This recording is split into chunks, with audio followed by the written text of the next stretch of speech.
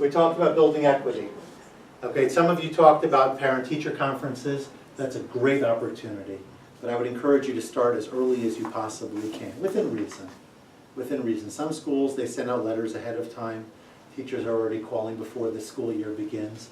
That can be very powerful. I've seen in some environments, I'm not necessarily suggesting that it's appropriate for yours, where teachers will actually make house visits. House visits, Yeah. nursery school, or Yeah. visit in the park with Yeah, parents. yeah. So sometimes that could be very nice because it gives a teacher a window into the parent's world, into the child's world. It also sort of breaks down the barrier a little bit because it takes the conversation to your home turf as opposed to being on my home turf, right? As a parent, anytime I walk into school to have a meeting about a child, let's say there's a behavioral issue with a teacher, whatever it might be, I always feel like I'm the visitor. You know what I mean? I always feel like I'm coming in and, I have to accommodate their environment. I'm not saying that's wrong.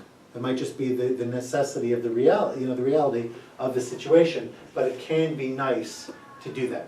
Minimally to check in and to talk, how are things going and all of this. I'm sure many of you do that anyway. Focus on positives, I already heard that. Today with multimedia, pictures. I send and other pictures things. to my parents every day. Oh, do you? I take a picture and I send it to them right away on my cell And I'm phone. sure you get great feedback.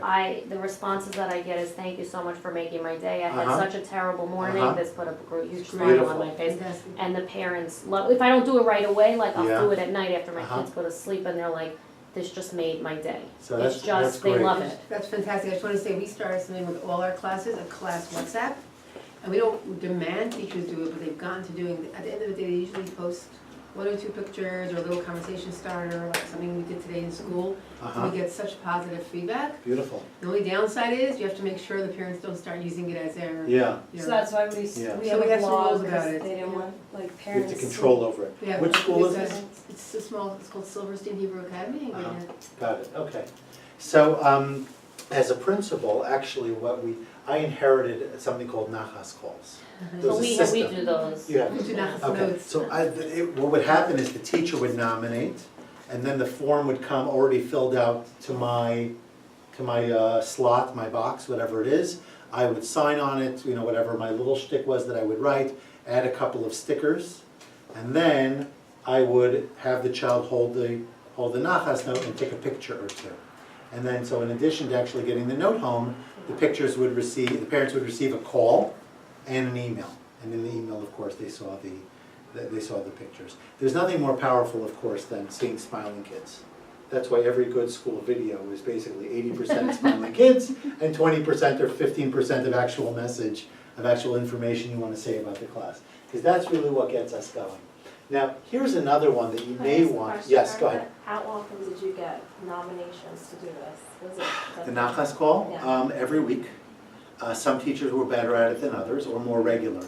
Better is maybe not the Can right you term. explain that? More regular. W- So now I will tell you, the criteria really varied by the teacher. Some teachers, basically, if you sneezed correctly, I don't mean it like that, but you get the idea. It Right. seemed like something very small. They would already be doing nachas notes or nachas calls. Some teachers, like, you almost had to, save a kid jumping off a cliff or something in order to get a nachas call. And did it so lose I its value? used, well, I don't think it ever lost its value. I think every moment, so long as there's something that the kids get and they feel good about, as the kids get older, maybe it's a little bit more cheesy for them than it is for the younger ones. But they all get a pen. Well, you used to get pens or pencils, and I would say something like, I got a nachas call, or I bring nachas to, my school, or something like this, embroidered on the pen or pencil. And I'd give the kids a choice, and they'd have different stickers that they could choose from, all these kinds of things.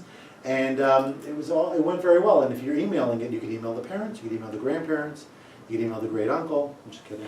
But you get the idea. You can send it far and wide, and people really do look at it and appreciate And it. the purpose was just. It was, I think it was a feel good. I think it was a Just a feel feel good. good, Yeah, I yeah. think so. It was a way by which teachers could acknowledge and recognize kids. It was a way by which to reinforce good behavior.